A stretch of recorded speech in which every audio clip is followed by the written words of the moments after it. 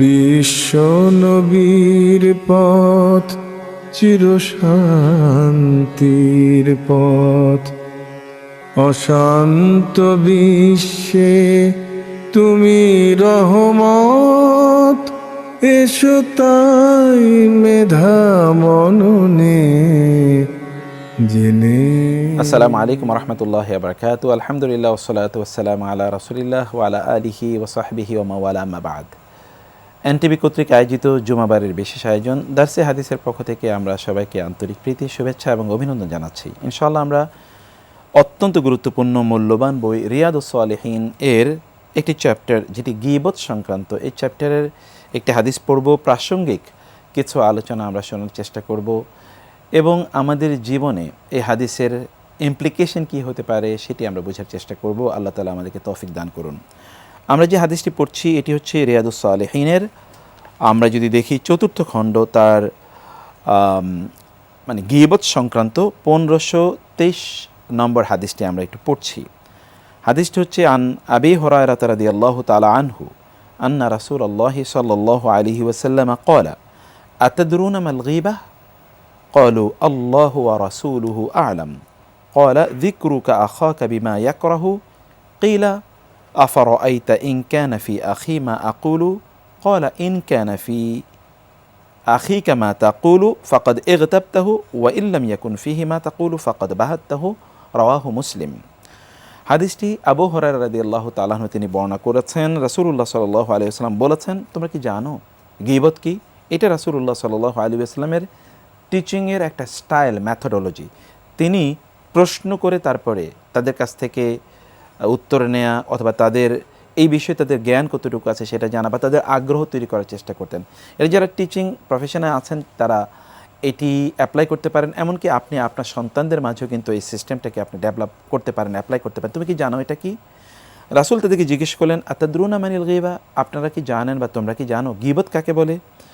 তখন তারা বলেন আল্লাহু ওয়া রাসূলুহু আ'লাম। এটা একটা এটিকেট অফ নলেজ, জ্ঞানের ইস্যুটি আল্লাহ এবং আল্লাহ রাসূলের প্রতি রেফার করতে হয়। সাহাবায়ে আমরা জানতেন, আমরা যা জানি তা ভুলও হতে পারে, অতএব আল্লাহ এবং আল্লাহ রাসূল যা আমাদেরকে জানাবেন তাই শুদ্ধ। আমাদেরও জ্ঞানের ক্ষেত্রে, জ্ঞান অর্জনের ক্ষেত্রে আল্লাহ এবং আল্লাহ রাসূলের কাছে যাওয়া দরকার, বা বিশুদ্ধ জ্ঞান অর্জন করতে হলে আমাদেরকে আল্লাহ এবং আল্লাহ রাসূলের কাছে যাওয়া দরকার। আল্লাহ এবং আল্লাহ রাসূলের কাছে যাওয়া মানে হচ্ছে কোরআন এবং সুন্নাহর কাছে যাওয়া। তাহলে আপনি পবিত্রতম, বিশুদ্ধতম, সঠিক ইনফরমেশন বা তথ্য আপনি পাবেন। কোরআন এবং সুন্নাহর সাথে যা মিলবে তাই কেবল সঠিক জ্ঞান। এর সাথে যা মিলবে বা কনফ্লিক্টিং হবে সেটি কিন্তু আপনাকে রিজেক্ট করতে হবে, ডিনাই করতে হবে।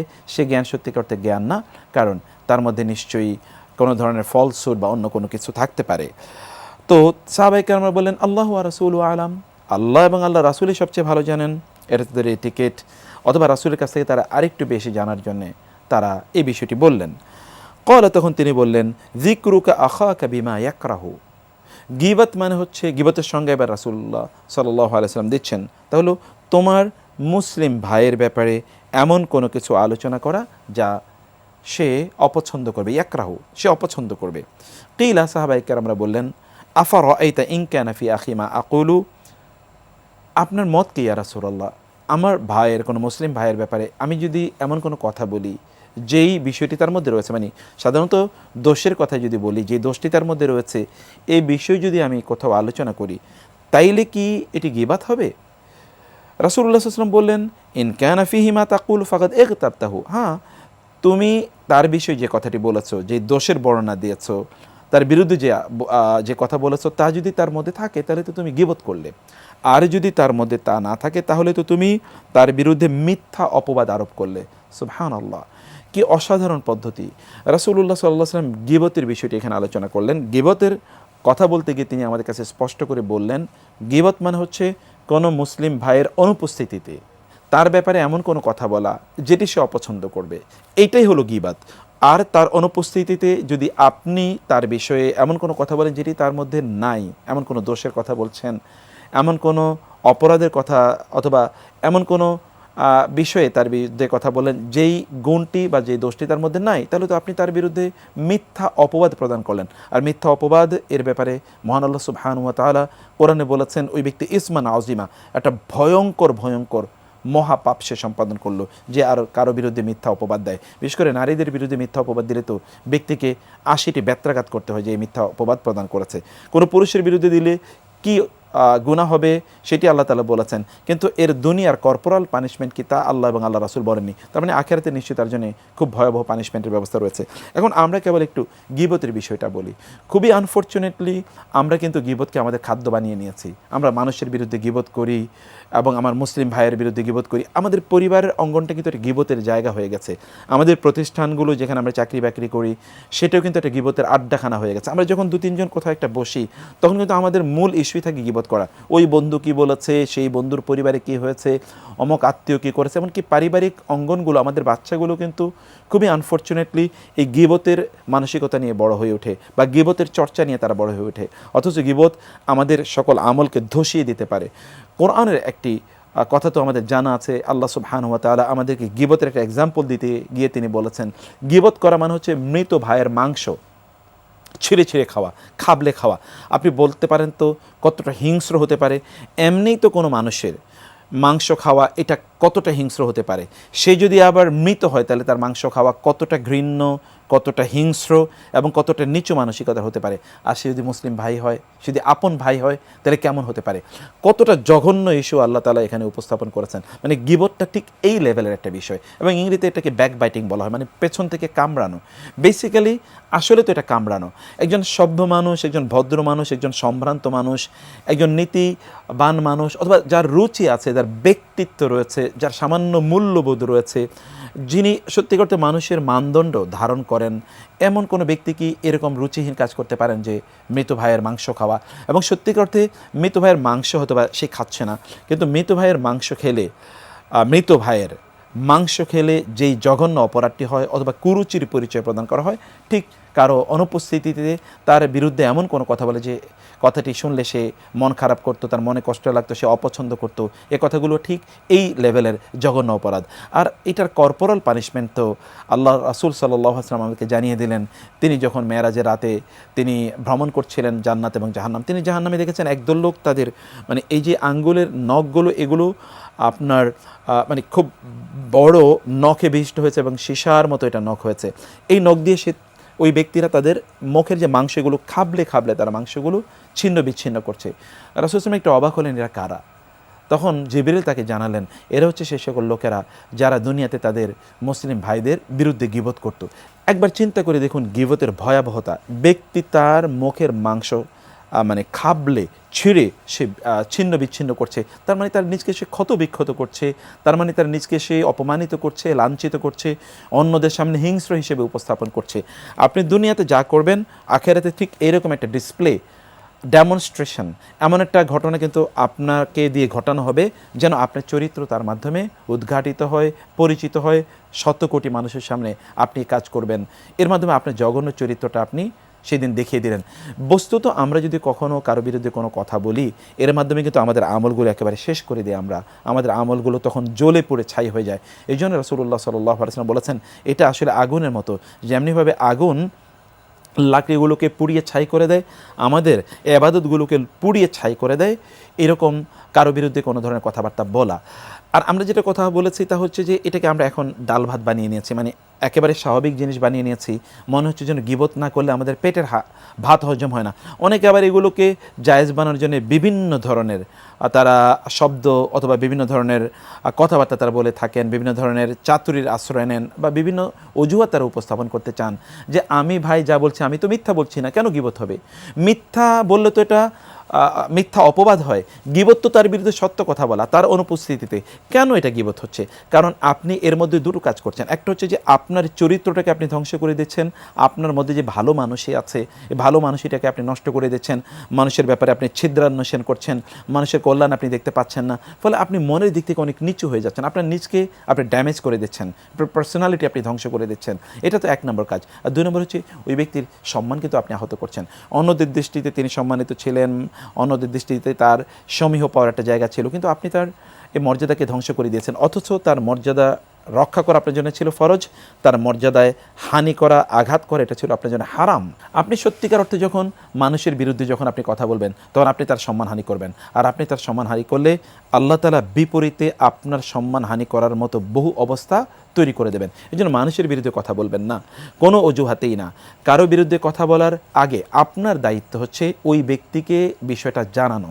তার যদি কোনো সমস্যা থাকে তাহলে তাকে পার্সোনালি বলুন। এটা ব্রাদারহুড তৈরি করবে, এটা লাভ, এটা অ্যাফেকশন, এটা আমাদের যে সম্প্রীতি, সহমর্মিতা, সৌহার্দ্য এটা ডেভেলপ করবে। আদারওয়াইজ যে ব্রাদারহুড রয়েছে, উখুয়া রয়েছে, আমাদের যে ভ্রাতৃত্ব রয়েছে এটা একেবারে ধ্বংস হয়ে যাবে। একজন আরেকজনের পেছনে লাগবে, পরস্পরের সম্মানহানি হবে, এবং এই জায়গায় যে আমরা শান্তিপূর্ণ বসবাস যেটা করার কথা ছিল এই সমাজটা কিন্তু আপনি হাতে ধরে ধ্বংস করে দিচ্ছেন। আল্লাহ তাআলা বলছেন ওয়াইলুল লিকুল্লি হুমাজাতিল লুমাজা। আল্লাহ তাআলা বলেছেন যে এই সকল ব্যক্তিরা অন্যের চগলখুরি করে, গীবত করে, এদের জন্য ধ্বংস। আল্লাহ যদি বলেন ধ্বংস তাহলে বাঁচানোর কে আছে? আল্লাহ বলেছেন ফালা তুতি কুল্লা হাল্লাফিম মাহিন হাম্মাজিম মাশাইম বিনামিম। যে সকল লোকেরা তারা অন্যদের বিরুদ্ধে কথাবার্তা বলে বলে বেড়ায়, অন্যদের ছিদ্রান্বেষণ করে, গীবত করে, মানুষের বিরুদ্ধে কথাবার্তা বলে, এই সকল ব্যক্তিদের তোমরা ধারে কাছেও যেও না, তাদের সাথে বন্ধুত্ব তৈরি করো না, তাদের সাথে উঠা বসা করো না, তাদেরকে প্রত্যাখ্যান করো। কারণ তারা নিজেরা এর মধ্যে বিষাক্ত হয়ে গেছে, তারা সমাজকে বিষাক্ত করবে, তোমাকে কলুষিত করবে। সেই কারণে আপনি যদি কোনো একটা জায়গায় বসেন, ধরুন এখানে কোনো গীবত হচ্ছে, পরনিন্দা হচ্ছে, পরচর্চা হচ্ছে, তাহলে আপনার কাজ হচ্ছে দ্রুত ওই জায়গা থেকে পরিত্যাগ করা, তাদেরকে আপনার নিষেধ করে যে ভাই এই কথা কিন্তু বলা ঠিক না, আমাদের এই আলোচনাটা বন্ধ করে দেওয়া উচিত, তাদেরকে নাসিহা করা। এবং 2 নম্বর বিষয় হচ্ছে তারা যদি নাসিহা গ্রহণ না করে তাহলে সেখান থেকে আপনার উঠে যাওয়া উচিত। এটা কিন্তু আপনার ঈমানের দাবি। অতএব আপনি যদি মনোযোগ দিয়ে শুনলেন এবং বরং আপনি আরেকটু আগুনে ঘি ঢেলে দিলেন, আপনি বলেন ভাই আমি আরও জানি, তুমি তো কমই জানো, এগুলো কিন্তু দুর্বল ঈমানের পরিচয়। সত্যিকার অর্থে আমাদের ঈমান যখন একেবারে অ্যাবিজে চলে যায়, একেবারে লোয়ার লেভেলে চলে যায়, যখন তলানিতে গিয়ে ঈমান থেকে না, তখন আমরা এই কাজ করি। অথচ দেখেন সালাফরা তারা কী করেছেন, ইমাম শাফি রহমাতুল্লাহ এর কাছে কোনো একজন ব্যক্তি এসে বললেন আপনার বিরুদ্ধে অমকে একটা কথা বলেছে, আমি একটু বলতে চাই। তিনি বলে থামো থামো, আচ্ছা তুমি আমাকে যে কথাটা বলছো এই কথাটাতে কি শুনলে আমার কোনো লাভ হবে? বলে না। আচ্ছা যার বিরুদ্ধে বলছো তার কোনো লাভ হবে? বলে না। তোমার কোনো লাভ হবে? তাহলে না। তাহলে তুমি কেন এই কথা বলছো? শয়তান কি তোমাকে ছাড়া আর কাউকে মেসেঞ্জার মানে দূত হিসেবে পায়নি? তোমাকে শয়তান আমার কাছে দূত হিসেবে পাঠালো। মানে সুবহানাল্লাহ, দেখেন 3 ফিল্টারিং মেকানিজম কীভাবে তারা ডেভেলপ করেছেন। কথা শুনতেই চাননি, কীভাবে তাকে শিক্ষা দিয়ে দিয়েছেন, অথবা তাকে এই কাজ থেকে তিনি বাধা দিলেন, তিনি শুনতেই চাননি। কারণ এটা একটা মুখরোচক ইস্যু, আর শয়তান চায় এই জায়গাগুলোতে যেন আমরা উদ্বুদ্ধ হই, অনুপ্রাণিত হই, তাতে শয়তানের এজেন্ডা বাস্তবায়ন হয়। কীভাবে? আমাদের আমলগুলো ধ্বংস হয় এবং আমরা জাহান্নামে যাই। কারণ সে তো জাহান্নামী, মানে যখন শিয়াল তার লেজ কাটা যায় তখন কিন্তু সে চায় অন্য সকলের লেজ কাটা যাক। ও তো সেই ধূর্ত, সে চায় শয়তান আমরাও যেন শয়তানের মতো করে আচরণ করি এবং আমাদের জন্য দুনিয়া এবং আখিরাত যেন সব শেষ হয়ে যায়। এটি খুবই একটা নিন্দনীয় কাজ, এটা খুবই কুরুচির পরিচয়। যারাই কাজ করে তাদেরকে দেখবেন তারা তাদের পরিবার থেকে এগুলো শিখেছে। পরিবার থেকে ছাড়া এই জাতীয় ল্যাঙ্গুয়েজ কারো শেখার কথা না, বা এই জাতীয় ভাষা কারো শেখার কথা না। এটা পারিবারিক শিক্ষা।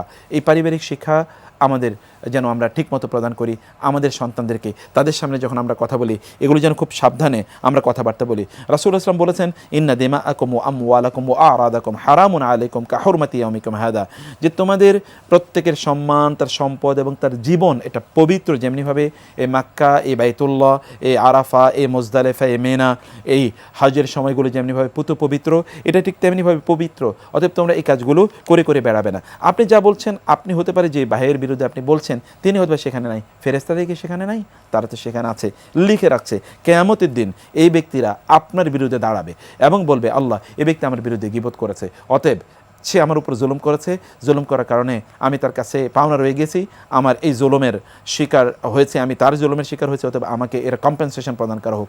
তখন আপনি তো কোনো কম্পেনসেশন দিতে পারবেন না, আপনার তো তখন টাকা পয়সা নেই। তখন আপনি কী করবেন? আপনার আমলগুলো, সওয়াবগুলো ওই ব্যক্তিকে দেয়া শুরু করবেন। কোনো এক সময় এমন হবে যে আপনি যত ব্যক্তির বিরুদ্ধে যত বিষয়ে আপনি গীবত করেছেন সব যখন আপনি পে করবেন, তাদেরকে পে ওভার কম্পেনসেট করবেন, এক সময় দেখা যাবে আপনার আমল নামে কোনো আমল নেই, সব সওয়াব আপনি দিয়ে দিয়েছেন। ফলে আমাদের যেটা হচ্ছে তা হলো আমাদের নিজেদেরকে বাঁচানোর জন্য সত্যিকার অর্থে আমরা অন্যদের বিরুদ্ধে কোনো ধরনের কথাবার্তা বলবো না, বরং ফেরেশতারা এগুলো কিন্তু লিখে রাখছে এবং এর কারণে কিয়ামতের দিন জবাবদিহি করতে হবে, যেটা বলছিলাম।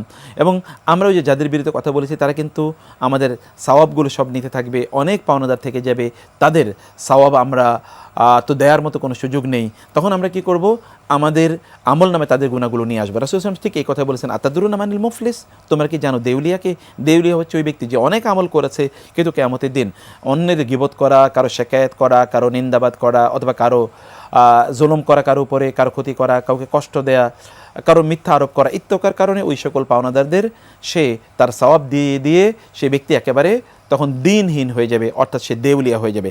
এই দেউলিয়া হওয়া থেকে আমাদেরকে অবশ্যই বাঁচতে হবে। আপনি শ্রেষ্ঠতম মুসলিম হতে চান, তাই না? রাসূলুল্লাহ সাল্লাল্লাহু আলাইহি ওয়াসাল্লাম বলেছেন যে মুসলিম হচ্ছে সে ব্যক্তি, আল মুসলিমু মান সালিমাল মুসলিমুনা মিন লিসানিহি ওয়া ইয়াদিহি, সে হচ্ছে প্রকৃত মুসলিম যার হাত থেকে, যার মুখ থেকে অন্যান্য মুসলিমরা তারা নিরাপদ। এটা আল মুমিনু মান আমানাহুন নাস, রাসূল সাল্লাল্লাহু আলাইহি ওয়াসাল্লাম বলেছেন সেই প্রকৃত মুমিন যাকে অন্যরা নিরাপদ মনে করে, যে না এই ব্যক্তি আমার কোনো ক্ষতি করবে না, না তার মুখ দিয়ে না তার হাত দিয়ে। ইন্নাস সামা ওয়াল বাসার ওয়াল ফুয়াদা কুল্লু উলাইকা কানা আনহু মাসউলা কুল্লু যালিকা কানা আনহু মাসউলা, আপনার মুখের কথার কারণে কিন্তু আপনি জবাবদিহি করতে হবে। আল্লাহ তাআলা বলেছেন মা ইয়ালফিযু মিন কাওলিন ইল্লা লাদাইহি রাকিবুন আতীদ, এই মুখ কিন্তু আপনাকে সত্যিকার অর্থে বাঁচাতেও পারে, আপনাকে ধ্বংস করে দিতে পারে। রাসূলুল্লাহ সাল্লাল্লাহু আলাইহি ওয়াসাল্লাম বলেছেন ইন্নাল আবদা লা ইয়াতাকাল্লামু বিকালিমাতিন, যেটি আপনি এই যে আমরা রিয়াদুস সালিহিন পড়ছি, এই যে মানে আমরা গীবত যে অধ্যায় পড়ছি সেখানে যদি আপনি দেখেন রাসূলুল্লাহ সাল্লাল্লাহু আলাইহি ওয়াসাল্লাম এই কথাই বলেছেন ইন্নার রাজুলা লা ইয়াতাকাল্লামু বিল কালিমাতি মিন রিদওয়ানিল্লাহি সুবহানাহু ওয়া তাআলা মা কানা ইয়াযুন্নু আন তাবলুগা মা বালাগাত ইয়াকতুবুল্লাহু আযজা ওয়া জাল্লা বিহা রিদওয়ানাহু ইলা ইয়াউমিন ইয়ালকাহু, কোনো একজন ব্যক্তি কোনো একটা কথা বলে, কথাটা ভালো বলেছে, আল্লাহর খুব পছন্দনীয় কথা, এই কারণে আল্লাহ তাআলা তাকে জান্নাতের এতটা উঁচু স্থান প্রদান করবেন যতটা দূরত্ব রয়েছে আসমান এবং জমিনের মধ্যখানে। আবার কোনো একজন ব্যক্তি এমন কোনো কথা বলেছেন, কোনো মুসলিম ভাইয়ের বিরুদ্ধে কোনো কথা বলেছেন, কারো সম্মানহানি করেছেন, তার কারো গীবত করেছেন, কারো বিরুদ্ধে মিথ্যা অপবাদ দিয়েছেন, এই কারণে আল্লাহ এত সন্তুষ্ট হন, এই ব্যক্তির কোনো আমলের দিকে আর আল্লাহ তাকান না। আল্লাহ বলেন যে তোমাকে জাহান্নামের এত গভীরে, এত দূরে, এত গহ্বরে আমি নিক্ষেপ করলাম যে যতটুকু দূরত্ব রয়েছে আসমান এবং জমিনের মাঝে। এই জন্যে আপনি যা বলবেন তা আপনি সুন্দর করে বলুন, কারণ এটা আপনার ঈমানের পরিচায়ক। শুধুমাত্র তাই না, এর মধ্যে আপনার মর্যাদা বেড়ে যায়, এটা আপনার জ্ঞানের পরিচায়ক, এটা আপনার বুদ্ধিমত্তার পরিচায়ক। এবং রাসূলুল্লাহ সাল্লাল্লাহু আলাইহি ওয়াসাল্লাম আপনার জন্য জান্নাতের গ্যারান্টি নিয়েছেন। যেমনইভাবে আপনি দেখতে পাবেন তিনি বলেছেন মাই আদমানুলি মা বাইনা লিহিয়াতাইহি ওয়া মা বাইনা রিজলাইহি আদমানু লাহুল জান্নাহ, কোনো একজন ব্যক্তি তিনি যদি তার দুই চোয়ালের মধ্যবর্তী জায়গা অর্থাৎ এই মুখটা নিয়ন্ত্রণ করে তাহলে আমি তার জান্নাতের গ্যারান্টি দিয়ে দিলাম। সুবহানাল্লাহ, মুখ নিয়ন্ত্রণ করতে পারলেই আপনি জান্নাতের গ্যারান্টি পেয়ে যাচ্ছেন। কারণ মুখই হচ্ছে বেসিক্যালি মৌলিকভাবে আমাদের সকল সমস্যার মূল। রাসূলুল্লাহ সাল্লাল্লাহু আলাইহি ওয়াসাল্লাম যখন মুআয ইবনে জাবাল রাদিয়াল্লাহু তাআলা আনহুকে বলুন কুফা আলাইকা হাযা, তোমার মুখ জিহ্বা নিয়ন্ত্রণ করো, তখন তিনি বলেন ইয়া রাসূলুল্লাহ আমরা ইন্না লা মুআখাযুনা বিমা নাতাকাল্লামু বিহি, আমরা যা বলছি তার কারণে কি আমাদেরকে আল্লাহর কাছে জবাবদিহি করতে হবে? তিনি বলেন সাকিলাত কাউমুকা ইয়া মুআয, মুআয তুমি বলছো কি? ওয়াহাল ইয়াকুবুন নাস আনাসা আলা উজুহিম আও আলা মানাখিরিহিম ইল্লা হাসাইদু আলসিনাতিহিম, মানুষ তো জাহান্নামে যাবে তার জিহ্বার কারণে, জিহ্বার অপব্যবহারের কারণে, মানে জিহ্বার ব্যবহারের কারণে। আপনি মানুষকে শত্রু বানাতে পারেন আপনার জিহ্বার ব্যবহারের মাধ্যমে, মানুষকে বন্ধু বানাতে পারেন আপনার জিহ্বার ব্যবহারের মাধ্যমে। এই জন্য সাহাবায়ে কেরাম তারা কিন্তু যে জিহ্বা ধরে টানতেন, যেমন আবু বকর রাদিয়াল্লাহু তাআলা আনহু তিনি জিহ্বা ধরে টানতেন এবং বলতেন ইন্না হাযা ক্বাদ আওরাদানি আল মাওয়ারিদ, এই জিহ্বা আমাকে ডুবিয়েছে। অথচ তিনি উম্মার শ্রেষ্ঠতম ব্যক্তি, তিনি জিহ্বার ব্যবহার নিয়ে তিনি এতটা আতঙ্কিত তিনি থাকতেন। এই জন্যে আমাদেরকে আল্লাহ সুবহানাহু ওয়া তাআলা বলেছেন আমরা যেন কারো ব্যাপারে আন্দাজে কোনো কথা না বলি, অপ্রয়োজনীয় কোনো কথা না বলি, কারণ এর জন্য আমাদেরকে মা ইয়ালফিযু মিন কাওলিন ইল্লা লাদাইহি রাকিবুন আতীদ, তিনি বলেছেন এটা ঈমানের পরিচায়ক। এবং তিনি বলেছেন সর্বোত্তম মুসলিম তারা যারা তাদের হাত থেকে এমনকি সবচেয়ে গুরুত্বপূর্ণ তাদের মুখ থেকে অন্যান্য মুমিনদেরকে তারা বিরত রাখে, মানে তাদের কষ্ট দেয়া থেকে বিরত রাখে। আবার অন্যভাবে তিনি বলেছেন কেউ যদি তার জিহ্বাকে নিয়ন্ত্রণ করতে পারে তাহলে আমি তার জান্নাতের গ্যারান্টি হয়ে গেলাম। রাসূলুল্লাহ সাল্লাল্লাহু আলাইহি ওয়াসাল্লাম বলেছেন কোন একজন ব্যক্তির কথা বলার কারণে আল্লাহ তাআলা তার মর্যাদা বাড়িয়ে দেন। রাসূল সাল্লাল্লাহু বলেছেন কোন একজন ব্যক্তি যখন কোনো কথা বলে এর যদি কারো বিরুদ্ধে হয়ে যায় তাহলে এর কারণে হতে পারে আল্লাহ তাআলা জাহান্নামের এত গভীরে তাকে নিক্ষেপ করেন যতটা দূরত্ব আসমান এবং জমিনের মধ্যে রয়েছে। রাসূলুল্লাহ সাল্লাল্লাহু আলাইহি ওয়াসাল্লাম বলেছেন আমাদের গোটা শরীর এটা নিয়ন্ত্রণ হয় মূলত জিহ্বার মাধ্যমে, অন্তরের মাধ্যমে জিহ্বা নিয়ন্ত্রিত হয়, ফলে জিহ্বা মূলত পরিচালনা করে আমাদের শরীরের অঙ্গ প্রত্যঙ্গগুলোকে। আপনি যা বলেন আপনি মূলত তাই করেন, অথবা আপনি যা বলেন আপনি তাই, আপনার চরিত্র মূলত তাই যা আপনার মুখ থেকে বের হয়, এটাই মূলত আপনার চরিত্র। এই জন্য দেখবেন পৃথিবীর ঘৃণিত লোকদের চরিত্র, তাদের শব্দচয়ন, তাদের কথাবার্তা, তাদের উচ্চারণ, তাদের অঙ্গভঙ্গি, এভরিথিং ইজ ভেরি মাচ মানে এটা আনফ্যাথমেবল, এটাকে আপনি টলারেট করার মতো না, অথবা এটা ভেরি মাচ ড্যামেজিং এবং হার্টেনিং টু আদার্স। দেখবেন যে আপনার জিহ্বার ব্যবহারের মাধ্যমে কিন্তু আপনি অন্যকে শান্তি দিতে পারেন, প্রশান্তি দিতে পারেন, কমফোর্ট দিতে পারেন, আবার আপনি তার মাধ্যমে গালিগালাজও করেন। সুবহানাল্লাহ। আচ্ছা, একজন মোমেন কি গালিগালাজ করতে পারে? বিইসাল ইসমুল ফুসুক বাদাল ঈমান। একজন মোমেন ঈমান আনয়নের পর এই কাজগুলো কীভাবে করতে পারে? এই জন্য বাঁচার উপায় কি? কথা কম বলা, লা তুকসিরুল কালাম। রাসূলুল্লাহ সাল্লাল্লাহু আলাইহি ওয়াসাল্লাম বলেছেন, লা তুকসিরুল কালাম, তোমরা কথা কম বলবে, বেগাইরি যিকরিল্লাহ, তবে আল্লাহর জিকির বেশি করবে। ফা ইন্না কাসরাতাল কালামি বেগাইরি যিকরিল্লাহি কাসওয়াতুন লিল কলবি, কারণ তোমরা যদি কথা বেশি বলো, আল্লাহর জিকির কম করো, তাহলে তোমাদের অন্তরগুলো কঠিন হয়ে যাবে। ওয়া ইন আবআদান নাসি মিনাল্লাহি আল কলবুল কাসি, আর আল্লাহর কাছ থেকে সবচেয়ে দূরে থাকে ওই ব্যক্তি যার অন্তরটা হচ্ছে কঠিন। আপনি যখন গীবত করবেন, আপনার অন্তরটা কঠিন হয়ে যাবে, মায়া মমতা তৈরি হবে না, ভালোবাসা তৈরি হবে না, বিশেষ করে ইবাদতের কোনো স্বাদ আপনি পাবেন না। লোকেরা ইবাদতের স্বাদ কেন পায় না? তারা গীবত করছে, এই কারণে মানুষের বিরুদ্ধে তারা কথা বলছে, মানুষের মুক্তি নাই, তারা শত্রু তৈরি করে যাচ্ছে প্রতি মুহূর্তে। এটা একমাত্র কারণ, তা হচ্ছে তারা তাদের জিহ্বার অপব্যবহার তারা করছে। আমরা আল্লাহ সুবহানাহু ওয়া তাআলার জিকির করা এবং আল্লাহ সুবহানাহু ওয়া তাআলার কিতাব তেলাওয়াত করা, মানুষের ব্যাপারে ভালো বলা, মানুষের ব্যাপারে দোয়া করা, এটি আমাদের কাজ, এবং এর মাধ্যমে আমরা সত্যিকার অর্থে আমরা জান্নাতে যেতে পারবো, অথবা আমরা আমাদের কল্যাণ অর্জন করতে পারবো। আমরা আল্লাহ সুবহানাহু ওয়া তাআলার কাছে দোয়া করি, প্রত্যাশা করি আল্লাহ সুবহানাহু ওয়া তাআলা যেন আমাদের জিহ্বার সর্বোত্তম ব্যবহার করার তৌফিক আমাদেরকে দান করেন। মুসলিম ভাইদের যে অধিকার আছে, সেই অধিকার যেন আমরা তাদেরকে যথাযথভাবে প্রদান করতে পারি, সেই তৌফিক যেন আল্লাহ সুবহানাহু ওয়া তাআলা আমাকে দান করেন, এবং অন্য কারো ব্যাপারে যেন কোনো গীবত আমরা না করি। যদি কখনো গীবত করি, তাহলে দ্রুত যেন আমরা আল্লাহ তাআলার কাছে ক্ষমা চাই, এবং ওই ব্যক্তির কাছে ক্ষমা চাই। প্রয়োজনে কারো বিরুদ্ধে গীবত করলে তার সম্মান বাঁচানোর জন্যে, তার সম্মান রক্ষা করার জন্যে তার পক্ষে যেন আমরা কাজ করি। যেমনিভাবে ইকরামা ইবনে আবি জাহাল রাদিয়াল্লাহু তাআলা ইসলাম গ্রহণ করার পর রাসূল ইসলামকে এসে বলেন, ইয়া রাসূলুল্লাহ, আমি ইসলাম গ্রহণের আগে ইসলামের বিরুদ্ধে যত কথা বলেছি, আমি এখন ইসলামের পক্ষে তার চেয়ে দ্বিগুণ কথা বলবো। এটা কম্পেনসেশন। এইভাবেই মূলত আপনার জীবনকে পরিবর্তন করতে হয়। যদি কোথাও আপনি দেখেন যে আপনার মুসলিম ভাইদের বিরুদ্ধে কেউ কথা বলছে, তাইলে আপনি সেখান থেকে উঠে যান, তাদেরকে নিষেধ করুন। আপনার পরিবারে এই জাতীয় আলোচনা করবেন না, বন্ধুবান্ধবের সার্কেলে এগুলো আলোচনা করবেন না। কনস্ট্রাকটিভ আলোচনা করুন, বুদ্ধবৃত্তিক আলোচনা করুন, মানুষকে নসিহা প্রদান করুন। এর মাধ্যমে আপনি ক্ষতি থেকে বেঁচে যাবেন, আপনার চরিত্র উন্নত হবে, আপনার মানসিকতা অনেক ভালো হবে, আপনি নিজে শান্তিতে থাকবেন, আপনার প্রশান্তি তৈরি হবে, অন্তরটা আপনার তখন আল্লাহ সুবহানাহু ওয়া তাআলার প্রতি ভালোবাসা দিয়ে পূর্ণ হবে, মানুষের প্রতি ভালোবাসা দিয়ে পূর্ণ হবে। তখন আপনি একটা প্রশান্তি উপভোগ করবেন, আপনি তখন স্বাদ পাবেন, আপনার ঈমানের, আপনার আমলের স্বাদ পাবেন, এবং আল্লাহ সুবহানাহু ওয়া তাআলা এর কাছে আপনি সবচেয়ে প্রিয়ভাজন, আল্লাহর সবচেয়ে নিকটবর্তী মানুষ হিসেবে আপনি ইনশাআল্লাহ কিয়ামতের দিন মহান আল্লাহ সুবহানাহু ওয়া তাআলার কাছে আপনি উপস্থিত হবেন। কখনো কখনো আমাদের অঙ্গভঙ্গিও কিন্তু গীবতের শামিল হয়ে যায়। যেমন রাসূলুল্লাহ সাল্লাল্লাহু আলাইহি ওয়াসাল্লাম সফিয়া রাদিয়াল্লাহু তাআলা আনহার ব্যাপারে যখন আয়েশা রাদিয়াল্লাহু তাআলা বলেন, কাফা বিক সফিয়াতা কাযা ওয়া কাযা, সফিয়া তো মানে শুধু আঙ্গুল দিয়ে দেখেছেন, হাত দিয়ে, যে তিনি তো এরকম আন্ডারসাইজড। আয়েশা রাদিয়াল্লাহু তাআলা আনহাকে রাসূলুল্লাহ বললেন, তুমি এমন একটি কথা বলেছো, এই কথাটি এতটা খারাপ, যদি এটি সমুদ্রের পানির সাথে মিলিয়ে দেওয়া হয়, তাহলে গোটা পানি দূষিত হয়ে যাবে। একটি মাত্র তিনি অঙ্গভঙ্গি করেছেন। আপনি কখনো কখনো আপনার কোনো বন্ধুর বিরুদ্ধে একটু চোখ টিপি দিচ্ছেন, একটু ভ্রুকুটি করছেন, একটু জিহ্বা দিয়ে অথবা আঙ্গুল দিয়ে কোনো ইশারা করছেন, কোনো অঙ্গভঙ্গি করছেন, এর মাধ্যমে কিন্তু আপনি গীবত করে যাচ্ছেন। গীবত কেবলমাত্র মুখের মাধ্যমে হয় না, অঙ্গভঙ্গির মাধ্যমে হয়ে থাকে। অথবা আপনি ধরুন, এখন তো আর মুখে বলা লাগে না, আপনি হয়তোবা ফেসবুকে কারো বিরুদ্ধে একটা খারাপ কথা আপনি লিখে দিলেন, হাজার হাজার মানুষ এটা জানলো, তাই না? আপনি একজনের কাছে বলার চেয়ে এখন আপনি কিন্তু এটা তো মাল্টিপ্লাই ইম্প্যাক্ট আছে, আপনি হাজার হাজার লক্ষ লক্ষ ফলোয়ার্স ফ্রেন্ডস এর কাছে পৌঁছে গেল। সবার কাছে আপনি এই ব্যক্তির যে সম্মানহানি করলেন, আপনি এই ব্যক্তির এটার দায় কীভাবে পরিশোধ করবেন?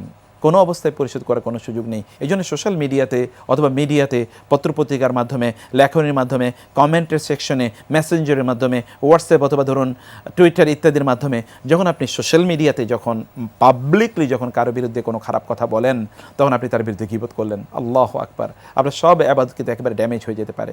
আমরা মহান আল্লাহ সুবহানাহু ওয়া তাআলার কাছে দোয়া করি, আল্লাহ তাআলা যেন আমাদেরকে এই ভয়ঙ্কর অপরাধ থেকে বাঁচিয়ে রাখেন, এবং আমাদের ইবাদতগুলো যেন নিয়ে আমরা আল্লাহর সামনে মর্যাদার সাথে দাঁড়াতে পারি, সেই তৌফিক আল্লাহ তাআলা আমাদেরকে দান করুন।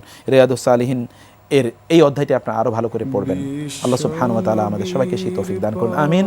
ওয়াসসালামু আলাইকুম ওয়া রাহমাতুল্লাহি ওয়া বারাকাতুহু। পথ অশান্ত বিশ্বে তুমি রহমত, এসো তাই মেধা মননে জেনে